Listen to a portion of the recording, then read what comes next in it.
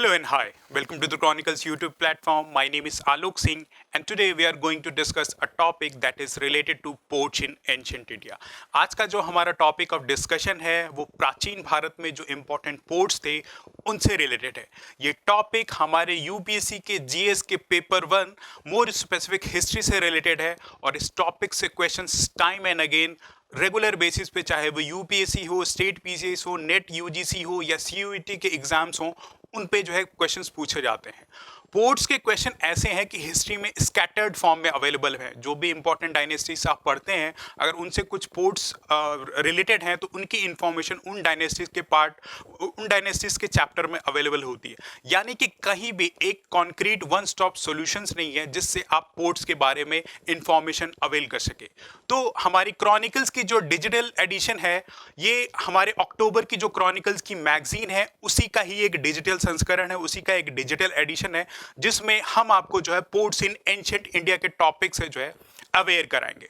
इस टॉपिक से यूपीएससी में इंपॉर्टेंट क्वेश्चंस पूछे गए। अगर 2023 की बात करें, इस कंटेम्प्रेरी प्रीलिम्स में ही पोर्ट से एक क्वेश्चन पूछा गया था कि with reference to ancient South India, Korkai, Poompuhar and Muchiri are well known as capital cities, ports, centers for iron and steel making और श्रीन्स ऑफ जैन तीर्थंकर्स। यानी कि जो टर्म्स दिए गए हैं वो किससे रिलेटेड हैं। तो एज यू नो, क्योंकि हम पोर्ट्स का टॉपिक डील कर रहे हैं तो क्वाइट ऑब्वियस है कि पोर्ट से ही रिलेटेड होंगे। लेकिन फर्दर इस टॉपिक से अगर क्वेश्चंस कुछ इन डिटेल यूपीएससी पूछ सकता है, ऑल्दो ये इजी क्वेश्चन है, लेकिन ये जो टर्म्स दिए गए हैं फ्यूचर प्रोबेबिलिटी इनसे क्वेश्चंस आने की यूपीएससी में ज़्यादा है। तो आज का हमारा टॉपिक ऑफ डिस्कशन भी इसी टॉपिक से रिलेटेड है। नाउ एज यू नो कि इंडिया को जो है सोने की चिड़िया का रेफरेंस दिया जाता है, यानी कि इंडिया को जो है गोल्डन बर्ड बोला जाता है। तो इस टॉपिक से हम समझते क्या है, इस मेटाफोरिक रेफरेंस से हम क्या समझते हैं? क्या इंडिया वाकई में एक सोने की चिड़िया था या जैसा एक लैंडमार्क है आज के टाइम पे वैसा ही था? तो ये जो सोने की चिड़िया का रेफरेंस है, गोल्डन बर्ड, ये एक मेटाफोरिक रेफरेंस है ऑल बिकॉज कि इंडिया कल्चरली और जोग्राफिकली टाइम इमेमोरियल से क्वाइट रिच एंड प्रॉस्पेरस रहा है। यानी कि इंडिया की जो कल्चरल डाइवर्सिटी रही है बहुत हाई रही है। मानसून की वजह से यहाँ पे वेजिटेशन काफ़ी ज़्यादा रहा है, जिसकी वजह से एग्रीकल्चरल प्रोडक्टिविटी ज़्यादा रही है। और इन स्ट्रेंथ को हार्नेस करते हुए इंडिया जो है अपने एग्रीकल्चरल प्रोड्यूस को ग्लोबली अक्रॉस द वर्ल्ड, जो भी उस टाइम की कंटेम्प्रेरी सिविलाइजेशन थी, उनको जो है इन एग्रीकल्चर प्रोड्यूस को जो है एक्सपोर्ट करता था। और इस एक्सपोर्ट से जो रेवेन्यू जनरेट होता था वो क्वाइट लार्ज था। यानी कि ये जो भी हम एग्रीकल्चर प्रोड्यूस जो है उस टाइम की कंटेम्प्रेरी सिविलाइजेशन थी, जैसे Roman civilisation, Greek civilisation, Mesopotamian civilisation या फिर पर्शियन सिविलाइजेशन, इन सिविलाइजेशंस को जो है जब इंडियन लैंडमार्क से एक्सपोर्ट किया जाता तो उसके थ्रू जो है रेवेन्यू अर्न होता था, वो होते थे सोने के सिक्के, राइट। उन सोनों की सिक्कों की जो रेवेन्यू जनरेट होता था उसी को जो है ऐसा मेटाफोरिक रेफरेंस यूज किया जाता है और उसी बिहाफ पे जो है इंडिया को जो है सोने की चिड़िया बोला जाता है, राइट।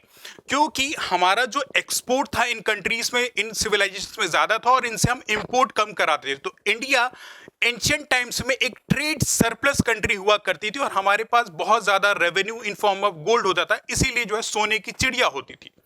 सोने की चिड़िया जो है इंडिया को कहा जाता था।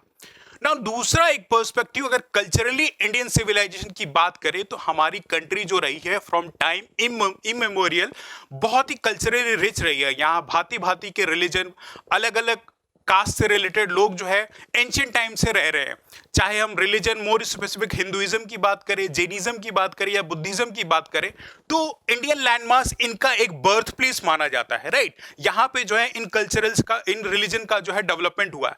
एंड बिसाइड्स दैट आज के भी कंटेम्प्रेरी टाइम में क्रिश्चियन और इस्लाम जैसे रिलीजन हमारे इंडियन लैंडमार्क्स में परपेचुएट या ग्रो कर रहे हैं।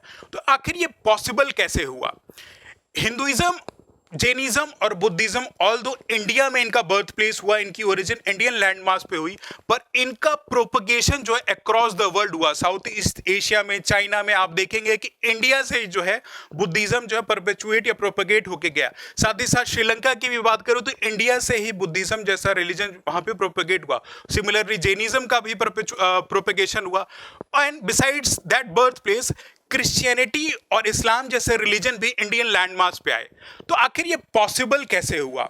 ये cultural prosperity, economic prosperity ancient times में इंडियन लैंडमास में पॉसिबल कैसे हुआ?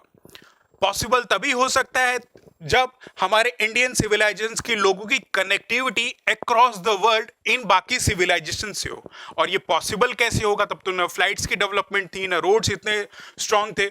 तो दो ही ऑप्शन बचते थे, या तो लैंड रूट के थ्रू जो है हमारे इंडियन सिविलाइजेशन के लोग rest part of the civilisation से कनेक्टेड थे, या क्योंकि इंडिया जो है इंडियन ओशन में लोकेटेड एक लैंडमास है, तो हमारी connectivity rest of the world की जो है, रेस्ट ऑफ द वर्ल्ड से जो है आइदर थ्रू सीज रही होगी।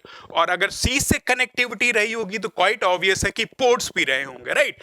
तो इसीलिए आज का जो हमारा टॉपिक ऑफ डिस्कशन है कि हम देखेंगे कौन कौन से पोर्ट्स तब एंशिएंट टाइम्स में इंडिया में हुआ करते थे, और किन किन एरियाज में जो है, किन किन सिविलाइजेशन या किन किन रीजन से जो है हमारे इन पोर्ट्स की जो है ट्रेडिंग हुआ करती थी। नाउ ये टॉपिक पोर्ट्स का ऐसा है कि एग्जाम के लिए बहुत ही रेलेवेंट है, राइट? तो कुछ इंपॉर्टेंट एरियाज पे हमें फोकस करने की जरूरत है जब हम पोर्ट्स का टॉपिक डिस्कस करेंगे कि इन पोर्ट्स का ज्योग्राफिकल लोकेशन क्या था, राइट? और क्योंकि एंशिएंट टाइम्स में पोर्ट थी, आज के टाइम पे या तो एक्सटिंक्ट हो गई हैं, तो इनका इंफॉर्मेशन कैसे हमें मिला कि हमें अवेयरनेस है कि ये पोर्ट्स सब एंशिएंट टाइम में अवेल होती थी। बिसाइड्स ये पोर्ट्स किन किन रूलिंग डायनेस्टी, जो इंडिया में रूलिंग डायनेस्टी उनके सुजरेनिटी में थी, या किन किन इंपॉर्टेंट डायनेस्टीज ने इन पोर्ट का यूटिलाइजेशन किया। बिसाइड्स दैट क्या आइटम्स इन पोर्ट्स पे जो है एक्सपोर्ट या इंपोर्ट किए जाते थे, इन चीजों की information while dealing with this chapter related to ports हमें आना जरूरी है, राइट? तो आज के हमारे इस टॉपिक ऑफ डिस्कशन में हम यही देखेंगे। एंड फर्दर अगर हम इनकी इंफॉर्मेशन देखें कि पोर्ट्स की जो इंफॉर्मेशन है वो हमें कैसे अवेल होती है, क्योंकि एंशिएंट टाइम्स में थी ये पोर्ट, ऑल्दो हो सकता है कि एक्सटिंक्ट हो गए हो या इनका एक्सकेवेशन हुआ है या किसी लिटरली सोर्स में जो है इनकी इंफॉर्मेशन अवेलेबल हुई होगी, तभी हम पोर्ट्स के बारे में जानते हैं। तो हिस्टोरिकल कोई भी एविडेंस जो होता है, आइदर वो आर्कियोलॉजिकल एक्सकेवेशन के थ्रू हमें पता चलता है, राइट? आइदर आर्कियोलॉजिकल एक्सकेवेशन, खुदाई, कोई किसी चीज की कोई चीज जमीन के अंदर दबी हुई है, उसका आर्कियोलॉजिकल एक्सकेवेशन होता है तो हमें उस सभ्यता का पता चलता है, या कुछ लिटरली सोर्सेस हैं जैसे कि कुछ मैन्यूस्क्रिप्ट्स जो बाय हैंड कुछ इंपॉर्टेंट मैन्यूस्क्रिप्ट्स लिखे गए हैं, जैसे कि अर्थशास्त्र हुआ, एक इंपॉर्टेंट लिटरली सोर्स है जो मौर्यन डायनेस्टी की इंफॉर्मेशन को प्रोवाइड करता है। साथ ही साथ रोमन सिविलाइजेशन क्योंकि इंडिया से ट्रेड करता था, तो एक अननोन ऑथर ने एक बुक लिखी थी जिसको जो है पेरिप्लस ऑफ एरिथ्रियन सी बोलते हैं। उस बुक का नाम जो है Periplus of Erythraean Sea. Erythraean term जो है रेड सी को नोटिफाई करता है। तो एक अननोन राइटर ने अराउंड 1st सेंचुरी बीसी में इस किताब को लिखा था, जिससे बहुत सारी इंफॉर्मेशन रिलेटेड टू पोर्ट्स मिलती है। अर्थशास्त्र से जो मौर्यन डायनेस्टी में लिखी गई तो उससे कुछ पोर्ट्स की इंफॉर्मेशन मिलती है। बिसाइड्स कुछ लिटरेचर के सोर्स, रिलीजियस लिटरेचर के सोर्स हैं, जैसे कि पुराण। इंडियन हमारे हिंदू माइथोलॉजी में पुराण लिखी गई, ये 18 पुराण हैं, उसमें जो है बहुत सारे रूलिंग डायनेस्टी और उनके बारे में जो इन्फॉर्मेशन दी गई है। तो इन पोर्ट्स की information either through Periplus of Erythraean sea और थ्रू अर्थशास्त्र और थ्रू पुराण और थ्रू आर्कियोलॉजिकल एक्सकेवेशन दी गई है। बिसाइड्स दैट कुछ इंस्क्रिप्शन किसी मेटालिक सरफेस या किसी रॉक सरफेस पे कुछ खुदाई की गई है जिसपे कुछ इंफॉर्मेशन कोनेट किया जाता है, जैसे कि अशोकन पिलर्स या अशोकन रॉक एडिक्ट्स, इनके थ्रू कुछ इंफॉर्मेशन मिलती है। तो इन सोर्सेज के थ्रू जो है हमें पोर्ट्स के बारे में पता चलता है जो कि एंशिएंट इंडिया में प्रेवलेंट थे। नाउ इन 9 इंपॉर्टेंट पोर्ट्स का डिस्कशन हम करने जा रहे हैं, लेकिन इन पोर्ट्स के डिस्कशन से पहले हम कुछ कंटेम्प्रेरी इंफॉर्मेशन को अवेल कर लेते हैं, क्योंकि हम यूपीएससी जैसे एग्जाम्स के लिए डील कर रहे हैं और हिस्ट्री जैसे टॉपिक्स को डील करने से पहले भी ये क्वाइट इंपॉर्टेंट हो जाता है कि हमें कंटेम्प्रेरी इंफॉर्मेशन को भी उससे रिलेटेड अंडरस्टैंड करना चाहिए। तो जो कंटेम्प्रेरी इंफॉर्मेशन पोर्ट से रिलेटेड है, ये हमारे यूपीएससी के जीएस पेपर 3 का जो सिलेबस का पार्ट है इंफ्रास्ट्रक्चर, जिसमें हम पोर्ट्स को पढ़ते हैं, वो उससे रिलेटेड है। तो इन ब्रीफ हम देख लेते हैं कि आखिर पोर्ट्स का क्या है, क्या क्या इंफॉर्मेशन हमें अवेल करनी चाहिए। तो इंडिया अराउंड जो है अपने टोटल बाउंड्री का 7512 किलोमीटर जो लॉन्ग जो है इसकी कोस्ट लाइन है, इतना बॉर्डर ये जो है सी सरफेस एरिया से शेयर करता है। तो एक इंपॉर्टेंट लैंडमास इंडिया जो है इंडियन ओशन में हो जाता है, राइट? अब क्योंकि इतना बड़ा ये जो है लैंडमास जो है शेयर करता है सी रूट से, और ये वर्ल्ड की जो 16th लार्जेस्ट मैरिटाइम नेशन है, 16वीं सबसे बड़ी जो है मैरिटाइम नेशन है ये वर्ल्ड की, राइट। और क्योंकि ये लैंडमास जो है एक जो हमारा इंडियन लैंडमास इंडियन ओशन में लोकेटेड है और हम अब सी से जो है अपनी बॉर्डर्स को शेयर करते हैं, तो हमारे लिए ये एक इकोनॉमिक स्ट्रेंथ जनरेट करता है। वो कैसे? हमारा जो ट्रेड है या ग्लोबली जो भी वर्ल्ड होता है लार्जली जो है सी रूट के थ्रू होता है, राइट। तो अगर ऐसी कुछ कोस्ट लाइन अवेलेबल है तो इंडिया अपनी स्ट्रेंथ को हार्नेस कर सकता है अपने ट्रेड को जो प्रॉस्पर करने के लिए। लेकिन एक क्वेश्चन मार्क है कि जो इंडिया अपने पीयर इकोनॉमीज के कंपैरिजन में अपने पोर्ट इंफ्रास्ट्रक्चर को इतना हार्नेस नहीं कर पाया है। अगर हम चाइना से कंपेयर करें या सिंगापुर से कंपेयर करें तो हमारी जो पोर्ट्स की कैरिंग कैपेसिटी है, कार्गो हैंडलिंग कैपेसिटी है, उतनी ज़्यादा नहीं है। तो गवर्नमेंट इस इनिशिएटिव को ध्यान में रखते हुए प्रोजेक्ट सागरमाला जैसे स्कीम्स को रन करा रही है, प्रोजेक्ट उन्नति जैसे स्कीम्स को रन करा रही है, ताकि इन पोर्ट्स की जो है कनेक्टिविटी बढ़े, यहाँ ट्रेड फैसिलिटेशन हो और इनकी कार्गो कैरिंग कैपेसिटी जो है एनहेंस हो सके। तो ये तो कुछ पोर्ट से रिलेटेड हुआ। इंडिया में at present around 12 major ports हैं एंड अराउंड 210 जो है माइनर पोर्ट्स मतलब इंडिया में अभी फॉर द टाइम बीइंग है। अब ये 12 मेजर पोर्ट्स का मतलब ये होता है, ये मेजर पोर्ट्स वो हैं जिनकी सुजनैरिटी या सुपरविजन जो है सेंट्रल गवर्नमेंट के एम्बिट में है, एंड जो ये 210 माइनर पोर्ट्स है इनकी जो सुपरविजन है वो स्टेट गवर्नमेंट के एम्बिट में है।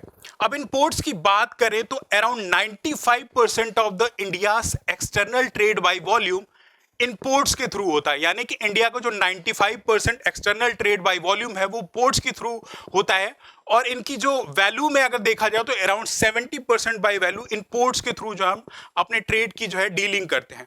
तो ये पोर्ट जो है हमारे लिए क्वाइट इंपॉर्टेंट हो जाते हैं फॉर कंटेम्प्रेरी टाइम पीरियड। और अगर हम कुछ ऐसा $5 ट्रिलियन इकोनॉमी या वर्ल्ड की अमॉन्ग टॉप 3 लीडिंग इकोनॉमीज का ऐसा कुछ ड्रीम देख रहे हैं तो हमारे पोर्ट इंफ्रास्ट्रक्चर को हार्नेस करना बहुत ही जरूरी है।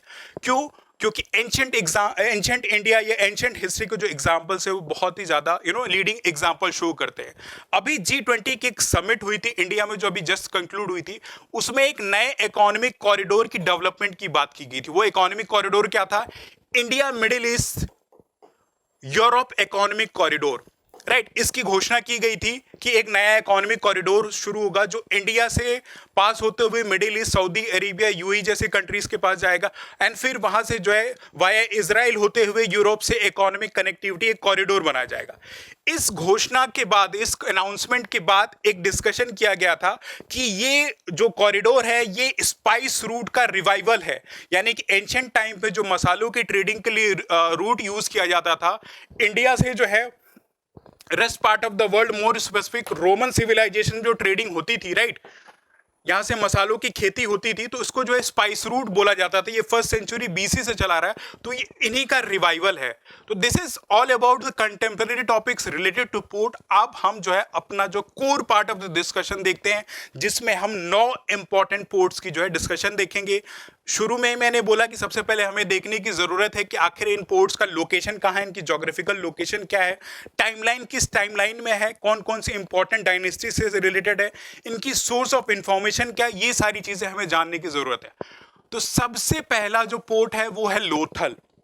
आपने इंडस वैली सिविलाइजेशन पढ़ा होगा हिस्ट्री में, और ये सबसे पहला जो है लोथल टॉपिक जो उसी से रिलेटेड है। लोथल टर्म जो है सिंधी में बोला जाता है माउंड ऑफ डेड, राइट।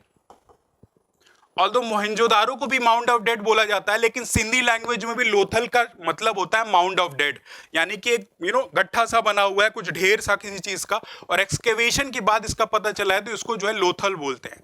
अब इसकी लोकेशन की बात की जाए तो around gulf of Khambhat you can see के गुजरात के पास लोकेटेड है। यहाँ पे जो है लोथल पोर्ट अराउंड 4500 ईयर्स एगो, 4,500 साल पहले जो ये पोर्ट था, इंडस सिविलाइजेशन का एक इंपॉर्टेंट पार्ट। और ये साबरमती रिवर की एक ट्रिब्यूटरी है भोगवा नदी, उस पे ये लोथल डॉकयार्ड या ये लोथल डॉकयार्ड जो है बेस था near to gulf of Khambhat. तो इसकी जोग्राफिकल लोकेशन कहाँ है? भोगवा नदी जो कि साबरमती की ट्रिब्यूटरी, उस पे जो है ये डॉकयार्ड बेस्ड था, और टाइमलाइन अराउंड 4500 ईयर्स अगो। अब क्योंकि एंशंट इंडस वैली सिविलाइजेशन का ये पार्ट था, और ये जो पोर्ट, क्योंकि इंडस वैली सिविलाइजेशन एक्सटिंक्ट हो गई, पूरी तरह से सिविलाइजेशन खत्म हो गई और इसके जो अवशेष थे वो कहीं जमीन के अंदर दब गए। तो in the year 1954 doctor SR Rao थे, इन्होंने इस प्लेस को जो एक्सकेवेट किया, जिससे ये इंफॉर्मेशन पता चलती कि यहाँ कुछ ऐसा डॉकयार्ड था, right, located in modern day Gujarat, right. तो इसको जो 1954 में जो डिस्कवर किया गया और एसआर राव ने जो है इसकी डिस्कवरी की। इसका इंपॉर्टेंस ये है कि इंडस वैली सिविलाइजेशन जो अराउंड 4500 ईयर्स एगो यहाँ इस geographical proximity near to the river Indus prosper हुई, डेवलप हुई। तो इस सिविलाइजेशन की connectivity to the rest part of the civilisation, जो वर्ल्ड के और भी सभ्यताएं जो उस समय कंटेम्प्रेरी सिविलाइजेशन, उनकी कनेक्टिविटी जो है इस लोथल पोर्ट के थ्रू थी, राइट। तो ये एक पिक्टोरियल रिप्रेजेंटेशन है लोथल का जो एरिया है, जो एक्सकेवेट करके निकाला गया, उसके थ्रू जो है पिक्टोरियल रिप्रेजेंटेशन दी गई है कि सी के थ्रू जो है यहाँ से शिप सेल करके आती थी, राइट, और फिर सी के किनारे ना होकर नदी जो भोगवा नदी है उसके थ्रू जो है कनेक्टिविटी थी, और यहाँ पे ये डॉकयार्ड बनाया गया था, राइट। इसकी एक की फीचर ये भी है कि 4500 साल पहले जो लोथल में लोग, यानी कि इंडस वैली में जो लोग रह रहे थे, उनकी साइंटिफिक नॉलेज बहुत ज़्यादा थी, राइट। उनके पास ये एक अवेयरनेस थी कि ये जो गल्फ ऑफ खंबत का रीजन है ये टाइड प्रोन है, जिसकी वजह से यहाँ पे डैमेजेस हो सकते हैं। तो इस डॉकयार्ड, इस लोकल डॉकयार्ड का बिल्डिंग भी जो की गई थी वो साइंटिफिक मेथोडोलॉजी के थ्रू की गई थी कि टाइड्स के थ्रू जो डैमेज हो वो मिनिमम हो। और उसके लिए क्या किया गया था, उसके लिए जो स्ट्रक्चर्स बिल्ड किए गए थे वो ब्रिक, पक्की जो ब्रिक होती है ना आज के मॉडर्न टाइम में यूज होती है, उनके थ्रू जो है इस डॉकयार्ड की बिल्डिंग की गई थी। और यहां से शिप्स जो आती थी, राइट, और इनकी ट्रेडिंग जो है उस टाइम की जो सिविलाइजेशन थी, जो आज का मॉडर्न डे अरेबियन रीजन है, ओमान हुआ, यमन हुआ, अफगानिस्तान हुआ, उनके थ्रू जो है यहाँ पे ट्रेडिंग की जाती थी, राइट। तो शिप्स यहाँ से सेल करके आती थी, उनकी जो है यहाँ पे ऐसे ये वाटर बॉडी बनाई गई थी जहाँ पे शिप्स जो है अपना हार्बर होती थी, और यहाँ से इन गुड्स का जो है ऑफलोडिंग की जाती है। तो यहाँ से इंपोर्ट एक्सपोर्ट किया जाता था। बिसाइड्स दैट कुछ यहाँ पे इंपॉर्टेंट वेयर हाउसेस बनाए जाते थे, जो कि जहाँ पे जिससे जो है सामान को जो है ऑफलोड करके स्टोर किया जा सके, राइट। तो ये अभी भी एविडेंसेस वहाँ पे अवेलेबल है। और ट्रेड की अगर बात की जाए तो यहाँ पे जो है terracotta pots, gold, silver, coloured gems like turquoise along with lapis lazuli, metals, flint, sea shells और पर्ल्स की जो है import export to the rest part of the world से जो है इस लोथल पोर्ट के थ्रू किया जाता था। तो हमने देखा कि इसकी जोग्राफिकल लोकेशन कहाँ पे है, कब डिस्कवरी हुई, क्या क्या इंपॉर्टेंट आइटम्स यहाँ से जो ट्रेड किए जाते थे, राइट। तो this is information related to जो है Lothal port. Now coming to the next, Tamralipti, right. ये एक बहुत ही इंपॉर्टेंट पोर्ट है, right, from the perspective of economics as well as from the perspective of cultural evolution। Tamralipti एक बहुत ही इंपॉर्टेंट टॉपिक है। ये आपके बे ऑफ बंगाल रीजन में, जो कि आज का मॉडर्न डे वेस्ट बंगाल है, उसके जो डिस्ट्रिक्ट है मिदनापुर, वहां पे ये ताम्रलिप्ति लोकेटेड है। ना उस ताम्रलिप्ति की नेमिंग की अगर बात की जाए तो ये ताम्र शब्द से इसकी ओरिजिन हुई है। संस्कृत में एस यू नो कि ताम्र शब्द जो है तांबे को बोलते हैं, यानी कि कॉपर को बोलते हैं, और इसी वजह से जो है इसको ताम्रलिप्ति बोलते हैं। तो इस नेमिंग के पीछे रीजन क्या है? एज यू नो कि कॉपर की अवेलेबिलिटी, ये जो छोटा नागपुर प्लेटू यहाँ पे अवेलेबल है near to the vicinity of waste Bengal, that is modern day जो आज का सिंहभूम डिस्ट्रिक्ट है या झारखंड वाला जो एरिया है, वहाँ पे जो है कॉपर की अवेलेबिलिटी थी एज अ मिनरल। और कॉपर वहाँ से जब एक्सट्रैक्ट किया जाता तो इन पोर्ट्स के थ्रू इनको rest part of the world में जो एक्सपोर्ट किया जाता था। इसी बिहाफ पे जो है इस पोर्ट का नाम जो है ताम्रलिप्ति रखा गया है, राइट। तो यू हैव सीन कि इसकी जोग्राफिकल लोकेशन कहाँ है कि मिदनापुर डिस्ट्रिक्ट वेस्ट बंगाल में लोकेटेड है। और ये पोर्ट इतना इंपॉर्टेंट है कि इसकी बिगिनिंग जो है मौर्यन डायनेस्टी से शुरू हो जाती है, और मौर्यन डायनेस्टी कब अराउंड 3rd सेंचुरी बीसी से शुरू हो जाती है, and up till 8th century C तक जो है ये पोर्ट, ताम्रलिप्ति पोर्ट जो है सर्वाइव करता रहा है, राइट। तो इस पोर्ट के थ्रू जो है बहुत सारी इकोनॉमिक एक्टिविटी हुई, जैसे कि कॉपर का export to the rest part of the world हुआ। और क्योंकि ये मौर्यन डायनेस्टी के बिगिनिंग से ही मौर्यन डायनेस्टी द्वारा इनिशियली यूज किया जाता था, उसके बाद गुप्ता डायनेस्टी और भी इंपॉर्टेंट डायनेस्टी जो इस रीजन में थी वो ताम्रलिप्ति पोर्ट का यूज करती थी। तो एज यू नो कि मौर्यन डायनेस्टी के एक इंपॉर्टेंट लीडर थे किंग अशोका, राइट। और कलिंगा वॉर के बाद जो है वो बुद्धिज्म को एक्सेप्ट कर लेते हैं, एम्ब्रेस कर लेते हैं, और ये डिटरमिन्ड होते हैं कि बुद्धिज्म का जो propagation to the rest part of the world होगा, धामा का प्रोपगेशन होगा। तो इसी पोर्ट के थ्रू अपने बेटे और बेटी महेंद्र और संघमित्रा को वो श्रीलंका भेजते हैं कि धामा का प्रोपगेशन किया जा सके। तो यूपीएससी में देखें आज कि किस पोर्ट के थ्रू जो है मतलब स्टेटमेंट बेस्ड क्वेश्चन दे देते हो, ताम्रलिप्ति पोर्ट से जो है अशोका ने अपनी बेटी और बेटी को भेजा था, right. Besides religion like Buddhism और जैनिज्म की बात करें तो northern part of the India जो है बुद्धिज्म और जैनिज्म के लिए क्वाइट इंपॉर्टेंट है, चाहे वो सारनाथ हो आपका, राइट, बोध गया हो, नालंदा हो, कौशाम्बी हो, वैशाली, ऐसे रीजन जो है बुद्धिज्म के लिए क्वाइट इंपॉर्टेंट टूरिस्ट डेस्टिनेशन है। तो जब बुद्धिज्म का प्रोपगेशन जो है rest part of the world से हुआ, तो लोग जब बाकी वर्ल्ड से, चाहे वो म्यांमार हो या साउथ ईस्ट एशिया के जो इंडिविजुअल्स हैं, वो वाया सी जो है यहाँ पे आते हैं और इसी ताम्रलिप्ति पोर्ट पे जो है डिबोर्ड करते हैं ताकि इस एरिया में जो है मूव कर सके। तो ये एक कल्चरल पर्सपेक्टिव से भी ताम्रलिप्ति पोर्ट जो क्वाइट इंपॉर्टेंट है। और इसकी जो इंफॉर्मेशन है, जो सोर्स ऑफ इंफॉर्मेशन है, क्योंकि इनिशियली जो है मॉडर्न डायनेस्टी से हमें मतलब इनका यूज करते थे, तो इनकी इनिशियल इंफॉर्मेशन जो है अर्थशास्त्र में मिलती है। बिसाइड्स हिंदू माइथोलॉजी के हिसाब से कुछ इंपॉर्टेंट पुराण हैं, जैसे मार्कंडे पुराण, वायु पुराण से भी इस पोर्ट की जो है मेंशनिंग मिलती है कि ताम्रलिप्ति जैसा कुछ पोर्ट यहाँ पे लोकेटेड है। नाट्यशास्त्र ऑफ द भरत मुनि, बृहद संहिता ऑफ वराहमिहिर से भी जो है इस पोर्ट की इंफॉर्मेशन मिलती है। और क्यों दूसरा जो है जैनिज्म और बुद्धिज्म से भी ये पोर्ट डील करता है, तो जो भी बुद्धिस्ट क्रॉनिकल्स लिखे गए, राइट, बुद्धिस्ट क्रॉनिकल जैसे दीपवमसा, जो श्रीलंका में इस बुद्धिस्ट क्रॉनिकल्स की डेवलपमेंट हुई थी, जिसे द्वीपवमसा बोलते हैं, इसमें ताम्रलिप्ति पोर्ट का जो वर्णन किया गया है और ये बोला गया है कि अराउंड 14 डेज 14 दिन लगते हैं इस पोर्ट ताम्रलिप्ति से श्रीलंका में आने के लिए। तो द्वीपवमसा में भी इस पोर्ट का मेंशनिंग की गई है। बिसाइड्स जातकास में भी जो story related to initial life of Gautam Buddha के बारे में जो मेंशनिंग की, तो जातकास में भी जो है इस पोर्ट की मेंशनिंग की जाती है। और इस पोर्ट के थ्रू जो है ट्रेडिंग की जाती थी, इस पोर्ट का यूज किया जाता था श्रीलंका से ट्रेड करने के लिए। Eastern part of the Africa जो पहले रोमन सिविलाइजेशन का हिस्सा था, उससे ट्रेडिंग की जाती थी।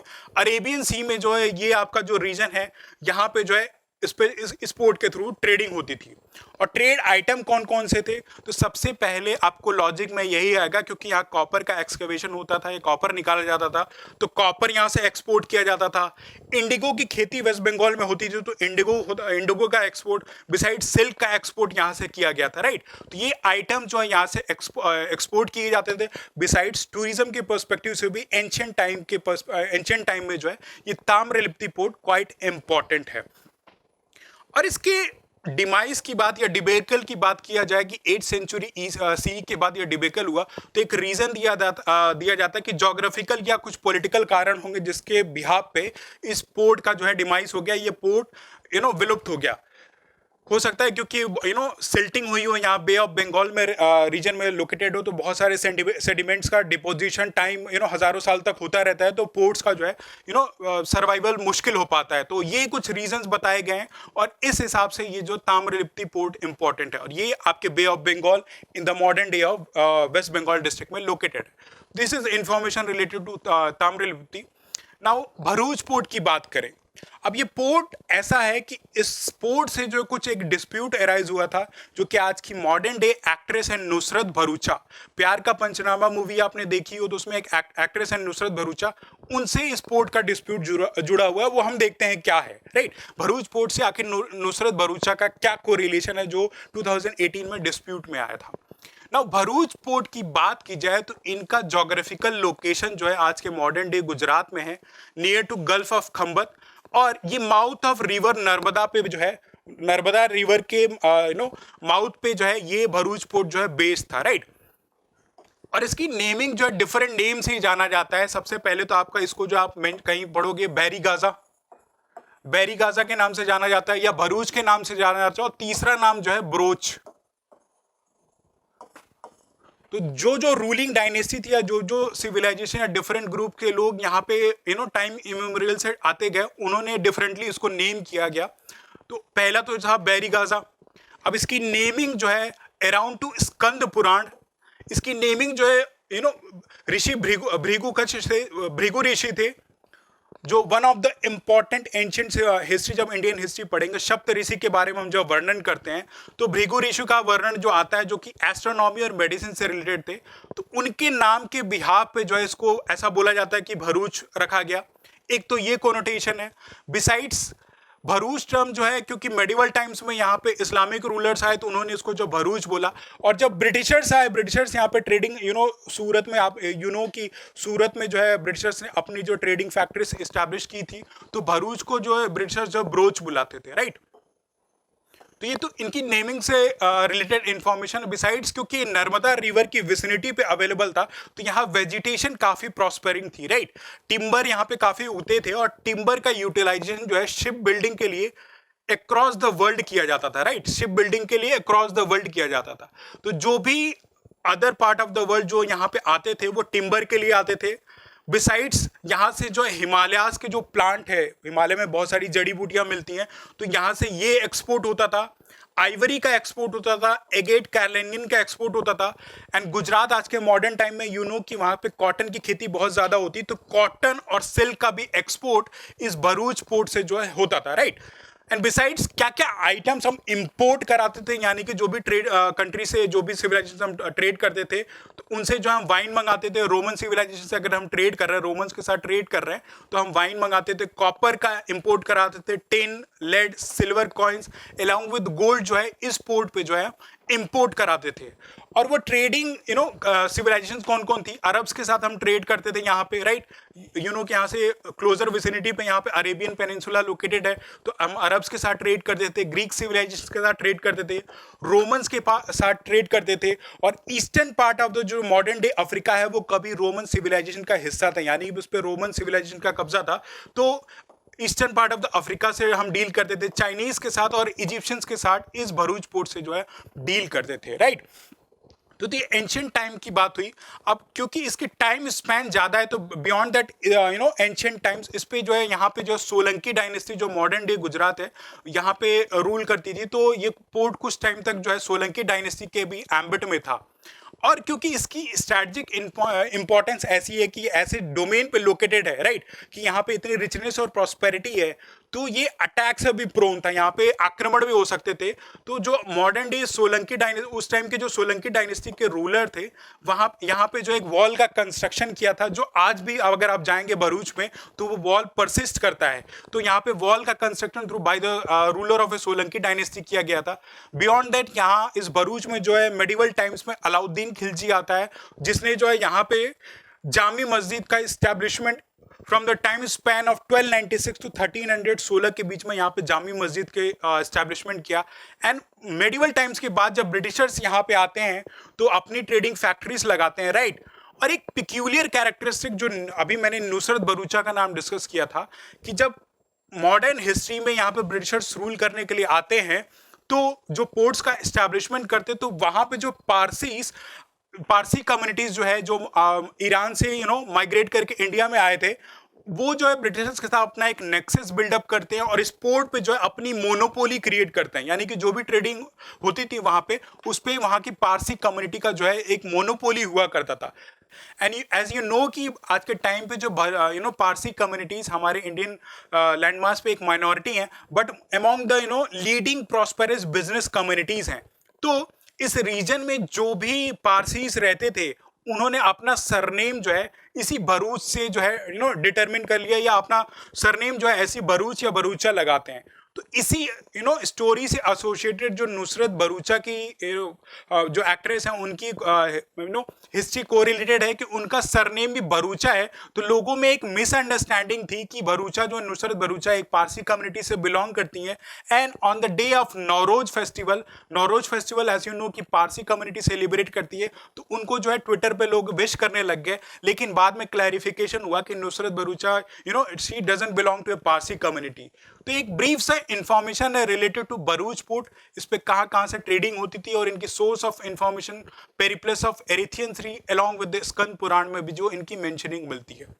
Now coming to the next, एक इंपॉर्टेंट पोर्ट जो वेस्टर्न कोस्ट ऑफ इंडिया में मॉडर्न डे केरला जो आज का जो है ना इसकी जोग्राफिकल लोकेशन ये मुजरिस पोर्ट है।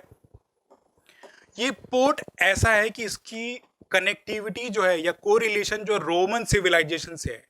इन शॉर्ट अगर एक लेमैन की लैंग्वेज में बात करूं तो रोमन सिविलाइजेशन और इसकी कोरिलेशन कुछ ऐसा हीरा मोती जैसा है। जब तक रोमन सिविलाइजेशन प्रॉस्पेरस की ये पोर्ट प्रॉस्पेरस किया और रोमन सिविलाइजेशन के डिबेकल के बाद ही इस पोर्ट का कहीं ना कहीं डिबेकल हो गया, राइट। तो हम देखते हैं कि आखिर ऐसा क्या था। इस पोर्ट की अगर हम जोग्राफिकल लोकेशन की बात करें तो मॉडर्न डे केरला में इसकी लोकेशन है। ऑल्दो प्रिसाइज लोकेशन अभी तक नहीं मिली है, इसका एक्सकवेशन और डिटेलिंग की जा रही है, लेकिन ऐसा माना जाता है जो भी सोर्सेज ऑफ इंफॉर्मेशन अवेलेबल है कि ये जो अर्ली चेरास किंगडम था उसका जो है ये हेडक्वार्टर हुआ करता था, राइट। तो मुजरिस जो है अर्ली चेरा से उनका हेडक्वार्टर हुआ करता था। और इसकी टाइमलाइन की अगर हम बात करें तो 1st सेंचुरी BC से 3rd सेंचुरी AD तक ये पोर्ट जो है सरवाइव किया था। और इसी टाइम पीरियड पे जो ये रोमन एम्पायर है वो भी फ्लरिश कर रहा था। तो क्वाइट ऑब्वियस है कि अगर इन दोनों की डिपेंडेंसी होती है, यानी कि रोमन एम्पायर के लोग जो थे वहाँ सीज के थ्रू इस मुजरिस पोर्ट पे आते थे और यहाँ से बहुत सारे मटेरियल्स लेके जाते थे। और वो मटेरियल्स होते क्या थे? प्रोमिनेंट था spices. Kerala as you know कि आज के मॉडर्न डे वेस्टर्न घाट और ईस्टर्न घाट के विसिनिटी पे लोकेटेड हो, तो यहाँ मसालों की खेती तब से होती आ रही है, राइट। तो रोमन एम्पायर्स के जो लोग होते थे, रोम से जो लोग आते थे यहाँ पे जो है स्पाइसेस का ट्रेड करते थे। और मोर स्पेसिफिक ब्लैक पेपर, काली मिर्च का एक्सपोर्ट यहाँ मुजरिस पोर्ट से बहुत ज़्यादा होता था। तो स्पाइसेस का ट्रेड होता था, more specific black pepper, semi precious stones export किए जाते थे। कर्नाटका में एज यू नो कि मॉडर्न डे कर्नाटका एक माइन की तरह है जहाँ पे गोल्ड या डायमंड वहाँ से एक्सकेवेट किया जाता था। तो डायमंड यहाँ से एक्सपोर्ट किया जाता था, आइवरी एक्सपोर्ट होता था, पर्ल्स मोतियों का एक्सपोर्ट इस मुजरिस पोर्ट से to the rest part of the Roman empire में किया जाता था। एक कहावत कही गई थी कि रोमन एम्पायर अपने इंपोर्ट्स के लिए ये इंडियन लैंडमास या मोर स्पेसिफिक ये रीजन पे इतना डिपेंडेंट था और यहाँ से सिल्क भी एक्सपोर्ट होता था। तो जो रोमन एम्पायर्स को जो लेडीज़ थी, जो वहाँ की जो भी उनकी लेडीज़ थी, उनमें जो है सिल्क को लेके बहुत ही डिमांड था। तो उस बिहार पे जो है रोमन एम्पायर्स के जो लोग होते थे यहाँ से जो है सिल्क भारी तादाद में जो है इंपोर्ट करते थे और उसके थ्रू जो बहुत सारा रेवेन्यू जो है हमारे इंडियन लैंड मास पे जनरेट होता था, राइट। तो उसके लिए अपनी जो भी ये सोने के सिक्के थे लोग कर्ज रखते थे and they used to give to the Indian people. तो ये कहानी जो है मुजरिस पोर्ट की जो है रोमन एम्पायर से रिलेटेड है। एंड एज यू नो कि टाइमलाइन 3rd सेंचुरी AD तक इस पोर्ट की जो इंफॉर्मेशन अवेलेबल है। तो ऐसा माना जाता है क्योंकि ये ऑल ट्रेड रिलेशन पर डिपेंडेंट थी, रोमन एम्पायर के साथ ट्रेड से डिपेंडेंट थी। तो जैसे ही रोमन एम्पायर का डिबेकल होता है उसी रीजन की वजह से जो है ये मुजरिस पोर्ट भी जो है इसका डिबेकल हो जाता है। बिसाइड्स दैट अगर इंपोर्ट की बात करें तो जो है अराउंड 30 कंट्री से 30 देशों से जो है यहाँ पे जो है गुड्स जो है इंपोर्ट होके आता था, राइट। यहाँ पे जो इंपोर्ट होता था अराउंड 30 कंट्रीज से, और वो होते क्या थे, मोर स्पेसिफिक जो है टेक्सटाइल का इंपोर्ट होता था, वाइन का होता था, वीट का होता था और गोल्ड कॉइन्स का इंपोर्ट जो है यहाँ इस मुजरिस पोर्ट में होता था। लोकेटेड कहाँ है? ये लोकेटेड है मॉडर्न डे केरला में, जो कि अर्लियर चेरा डायनेस्टी का एक हेडक्वार्टर था। तो this is the brief information related to Muziris है। और इसकी मेंशनिंग की जाए तो Periplus of Erythraean Sea along with the Sangam dynasty, Sangam literature में इसकी जो है मेंशनिंग की जाती है, राइट। तो this is information related to Muziris port. Now coming to the next topic that is related to Kaveri Pattanam. इसको 3 नामों से जाना जाता है। इसी कावेरी पट्टनम को जो पूहर बोलते हैं या पैम्पूहर भी बोलते हैं, राइट। अभी हमने देखा कि 2023 में एक क्वेश्चन पूछा गया था जिसमें पूहर टर्म यूज हुआ था। तो इस कावेरी पट्टनम को पूहर या पैम्पूहर भी बोला जाता है, राइट। और इनकी जोग्राफिकल लोकेशन की बात करें तो ये ईस्टर्न कोस्ट में लोकेटेड है ये Puhar port. And as the name suggest Kaveri Pattanam, तो ये कावेरी रिवर से लोकेटेड है। तो near to the mouth of river Kaveri जो है इस पोर्ट की जो है लोकेशन अवेलेबल है। अब ये पोर्ट जो है आज के मॉडर्न टाइम में परसिस्ट नहीं करता, लेकिन इसकी एक्सकेवेशन होने के बाद जो यहाँ पे ऐसा कुछ पता लगता है कि ये जो है ऐसा कुछ पोर्ट जो है यहाँ पे मॉडर्न डे जो तमिलनाडु का रीजन है more to the near to the mouth of river Kaveri, इसका जो है ऐसा कुछ पोर्ट वहां परसिस्ट करता था। और अगर लिटरली सोर्सेज की बात करें कि इसका इंफॉर्मेशन कहाँ से मिलता है, क्योंकि ये पोर्ट्स के थ्रू जो है ट्रेडिंग हम to the rest part of the world, Arabs, Greeks, Egyptians के साथ हम ट्रेड में डील करते थे, तो इसका मेंशनिंग जो है Periplus of Erythraean sea, along with that Sangam literature में भी इनका जो है इंफॉर्मेशन अवेलेबल होता है। और टाइमलाइन की बात करें, एक्सकेवेशन में ये जो वहाँ जो मटेरियल पाए गए हैं, जो भी आर्टिफैक्ट्स पाए गए हैं, उस पे अराउंड ये आइडिया लगता है कि अराउंड 3rd सेंचुरी BC के अराउंड जो है इस पोर्ट का जो है यूज किया जा सकता था, राइट। और ये various part of the world, west में आपको रोमन, ग्रीक्स और इजिप्शियंस के साथ डील करते थे, और इन द ईस्टर्न पार्ट जो साउथ ईस्ट एशिया, जो आज का मॉडर्न डे म्यांमार है, कंबोडिया है, मलेशिया है, इंडोनेशिया है, और चाइना से जो है इस पोर्ट्स के थ्रू जो है डीलिंग होती थी। और एक्सपोर्ट क्या होता था, मेजरली जो है स्पाइसेस, मसालों का एक्सपोर्ट जो है इसका पूहर पोर्ट से, जो कावेरीपट्टनम पोर्ट से जो है स्पाइसेस का, कॉटन का जो है एक्सपोर्ट यहाँ से किया जाता है, राइट। बिसाइड्स इंपोर्ट क्या किया जाता था, क्योंकि हॉर्सेस की डिमांड यहाँ पे बहुत ज़्यादा थी, रूलिंग डायनेस्टी लाइक चोला डायनेस्टी यहाँ प्रॉस्पर कर रही थी, तो हॉर्सेस की डिमांड थी, तो अरब से, more specific Persia, that is modern day Iran से जो है घोड़े, हॉर्सेस का जो है इन पोर्ट्स पे जो इंपोर्ट किया जाता था। और एक्सकेवेशन में ये भी पता चला है कि रोमन सिविलाइजेशन के साथ इनका ट्रेड था, जहाँ पे बहुत सारे रोमन कॉइन्स मिले हैं, जो जार्स मिले वो एम्फोरा जार्स हैं, जो कि रोमन एम्पायर में ही पाया जाता था। तो ऐसे इनके थ्रू जो है ट्रेडिंग इंफॉर्मेशन पता चलती है कि किन किन एरिया से जो लोग ट्रेड करते थे, राइट। तो this is information related to Kaveripattinam. नहीं, आप now we are going to focus on Sopara. एक ये बहुत ही इंपॉर्टेंट पोर्ट है, right, from the perspective of culture and religion. ये सुपारा पोर्ट जो है आज के मॉडर्न डे महाराष्ट्र में लोकेटेड है। अगर आप एक कॉमेडी शो है कपिल शर्मा का शो, अगर उसे आप देखते होंगे तो उसमें एक कैरेक्टर कृष्णा अभिषेक प्ले करते हैं सपना का, जो बार बार नाला सोपारा जैसा टर्म यूज करते हैं कि उनका छावा जो है नाला सोपारा से बिलोंग करता है, और वो इसी नाला सोपारा की बात करते हैं जो कि आज की मॉडर्न डे मुंबई में located, Maharashtra more specific state में ये सोपारा जो है पोर्ट एंशिएंट टाइम में लोकेटेड था।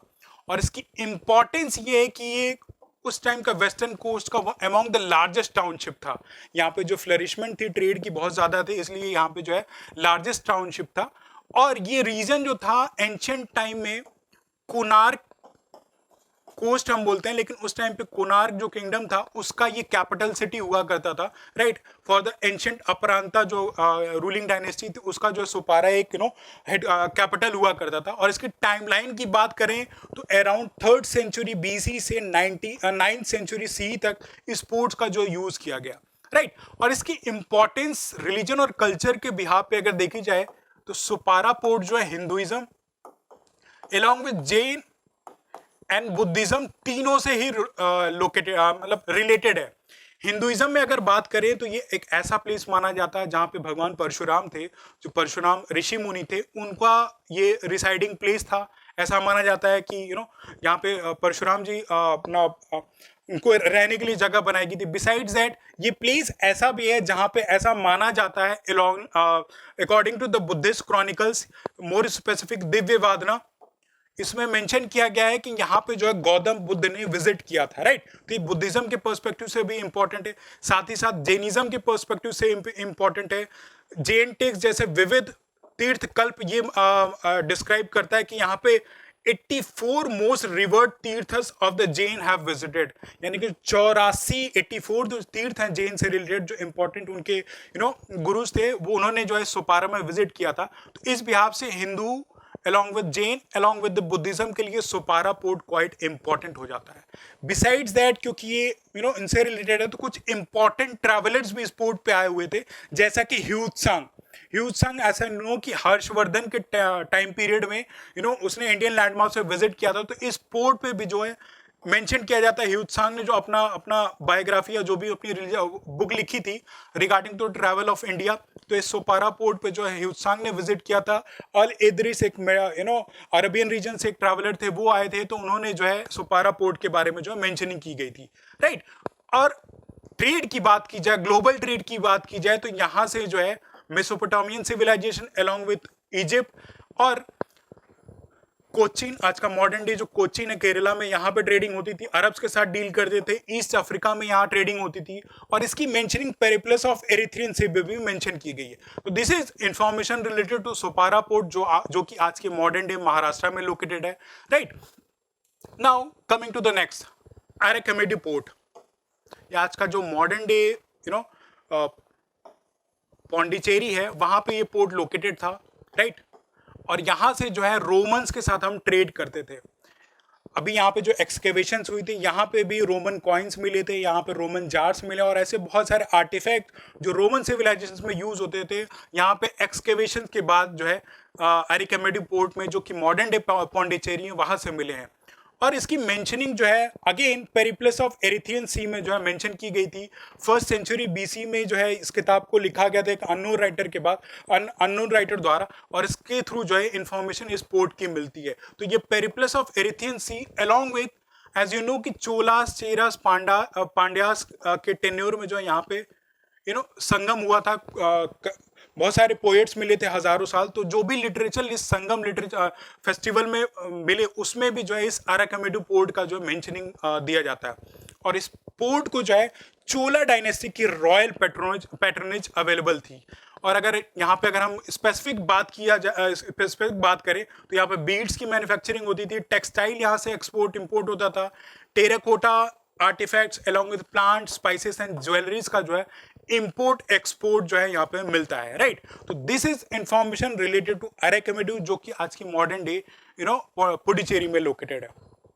Now coming to the last port that is related to the Korkai. अब कोरकई का लोकेटेड कहाँ है? ये जो है मॉडर्न डे आपकी जो तमिलनाडु है, इन द ईस्टर्न कोस्ट पे जो है ये कोरकई लोकेटेड है। और ये earlier in the ancient times Pandian kingdom का एक इंपॉर्टेंट पोर्ट हुआ करता था।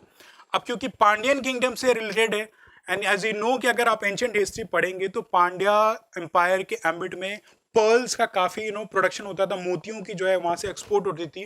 तो इस पोर्ट के थ्रू जो पर्ल्स का जो है एक्सपोर्ट किया जाता था, और ये एक्सपोर्ट कहाँ होता था? रोमन एम्पायर के लिए। And besides that pearls, muslin का एक्सपोर्ट यहाँ होता था, और ये बहुत सारे इंपॉर्टेंट आर्टिफैक्ट जो होते थे यहाँ से एक्सपोर्ट इंपोर्ट किए जाते थे, राइट। और इस कोरकई की अगर जोग्राफिकल लोकेशन की बात की जाए तो ये तमिरापरानी रिवर लोकेटेड, यहाँ पे तमिरापरानी रिवर है, इस पे ये जो कोरकई पोर्ट लोकेटेड है। और इसकी मेंशनिंग भी Periplus of Erythraean Sea along with the Sangam literature में इसकी इंफॉर्मेशन अवेलेबल मिलती है, राइट। एंड बिसाइड्स यहाँ पे कुछ ऐसी फाइंडिंग्स पाई गई जो कि मेगालिथिक साइट्स, उनकी बरियल साइट्स में यूज होता है, जो कि डिनोट करता है कि कोरकई में एक टाइम पे इंडस्ट्रियल टाउनशिप या सिटीज का डेवलपमेंट होता है। यहाँ पे काफ़ी प्रॉस्पेरिटी थी, जिससे यहाँ पे मतलब स्पोर्ट के थ्रू जो भी इकोनॉमिक एक्टिविटी होती थी उसके थ्रू यहाँ पे इंपॉर्टेंट टाउनशिप्स का डेवलपमेंट होता था। तो these are the information related to Korkai port. और बाकी रेस्ट ऑफ द इंफॉर्मेशन जो हमने दी है, 9 इंपॉर्टेंट पोर्ट्स का हमने डिस्कशन किया, इनकी जोग्राफिकल लोकेशन की बात की, किन किन रूलिंग डायनेस्टी के एम्बिट में थी, किन के साथ ये इंपोर्ट या एक्सपोर्ट करते थे, क्या क्या इंपॉर्टेंट आइटम्स जो यहाँ पे ट्रेड किए जाते थे, और भी बहुत सारी जो रिलीजियस या कल्चरल रिच इंफॉर्मेशन है जो इन पोर्ट्स के साथ कोरिलेटेड है, उसकी डिस्कशन हमने की है। तो hope you have liked this session. If you have liked it, then please do like and subscribe and help us to reach maximum of the population. Till then, goodbye and all the best.